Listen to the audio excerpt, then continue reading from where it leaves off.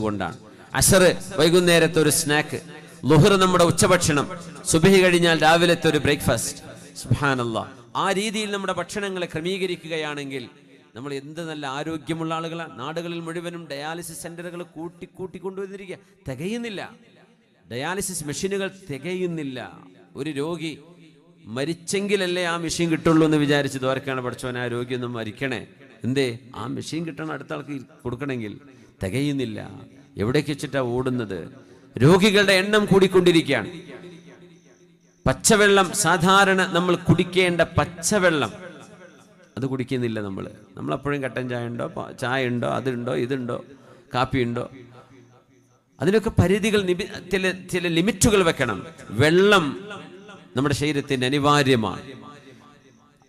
നോമ്പെടുക്കുന്ന സമയം പുണ്യനബി തങ്ങൾ പറയാ, തസഹറു, നിങ്ങൾ അത്താഴം കഴിക്കണം. ഫഇന്ന ഫിസ്സഹൂരി